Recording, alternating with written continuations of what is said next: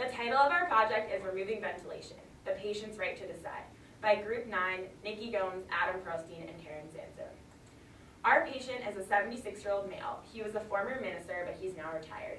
About 18 months ago, he had a heart attack. He suffered from some acute symptoms, but they were all resolved, and he was doing fine. Until about 2 months ago, he had to be readmitted to the hospital.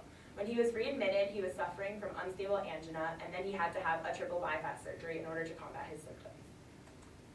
However, during surgery, there was a cutoff of blood flow to his spinal cord, which led to many postoperative conditions. The first of those is quadriplegia, so he now is paralyzed in all 4 limbs. He also has recurrent sepsis, so infections throughout his entire body are going on. He was suffering from acute kidney failure, but this has been resolved. And finally, he has adult respiratory distress syndrome, which essentially means that his breathing and lung function aren't working at all. He also has continuous infections, needs blood pressure medication to control his blood pressure, and is dependent on a ventilator.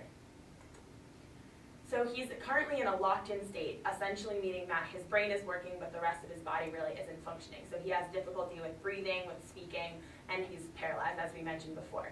And this is because the cranial nerves are functional, but there's minimal function below C2. So looking at the picture here, you can see C2 is very high up, so everything below that in his spinal cord has a loss of function. His healthcare team does believe that the patient is competent, so they've talked to him and decided that he is competent and able to make decisions and is understanding what is going on. And so this is a picture of a mechanical ventilator system. Essentially, this is what's allowing our patient to be able to breathe and keeping him alive because he's not able to do that on his own due to the damage that happened after his surgery. And the patient is hoping that he can have a home mechanical ventilator so that he can leave the hospital and still be able to breathe and live on his own at home. However, it's been determined that he's not a candidate for this machinery because of his unstable medical status. Since that happened, he's communicated to the medical healthcare team that he wants to stop aggressive life support treatment and that expecting that he will die, but he's okay with that and has decided this is what he wanted. So our question is, should the patient's request to stop aggressive life support be honored? So the first step in the 6-step process is to gather information. So one question would be, what does the patient's family think? And also, what does the congregation think as he's a minister? Another question is to see if he has a living will or a healthcare proxy in this situation, and also to know if he's emotionally stable enough to make the decision to remove life support. It's also important to know if his main goal is actually to be able to go home from the hospital in the first place. Another question would be if there's any potential methods for bringing him to a rehab facility, and if he does do that, are his chances for survival high? And also to know what his life expectancy would be at that point once he is there remaining on the ventilator. And also to think about the doctor himself and has he had success with this in the past as well. So step 2 is to identify the ethical issue here. And the ethical issue is thinking about if it's ethically permissible for this man to be removed from the ventilator, knowing that he'll pretty soon die afterward. And there's 3 types of ethical problems or ethical dilemmas that we saw were at play here. The first being moral distress with the type A barrier, the next being locus of authority problem, and also converging courses. So moral distress with the type A barrier, in this case the doctor knows what's best and he knows what he needs to do to keep the patient alive, but the patient is a barrier in this situation, preventing the doctor from doing so as the patient does not wish to continue aggressive treatment. The next problem would be a locus of authority problem. So it's interesting to see who the moral agent is in this case. If it's the patient who should be deciding, as it could have been determined that he is able to make his own decisions and is able to communicate. Also, it should be considered if the doctor should be deciding for him if he's not in the proper state to make his decisions. It also might be important to consult an ethics committee in this case, and also to think about if the patient's family should be deciding for him in this situation as well. And finally, to think about diverging courses. This is to say that the doctor wants one pathway and that he thinks treatment should be continued to continue this patient's life. But on the other hand, the patient doesn't want to suffer. He knows that he might have to be on this ventilator for the rest of his life, and he would prefer to be removed, that the ventilator be removed, as he might have a better life in this case. And both of these situations can occur at the same time.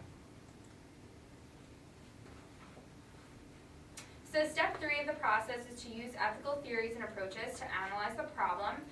So the first approach we looked at is the relationship approach. We want to look at the fact that he does have a family, he is associated with the congregation because he's a minister. What are their feelings about this condition, about his decision, and how will they be impacted if he does decide to remove himself from the ventilator? The second approach is the principle-based approach. The first guideline we looked at is non-maleficence. And we want, in this case, the doctors want to choose the option that's going to be the least harmful to the patient. In the patient's eyes, this could be the removal of the ventilation, but in the doctor's eyes, this could be keeping him on that ventilator to sustain life. The next guideline is beneficence. The doctors always want to bring about good in their patient's life.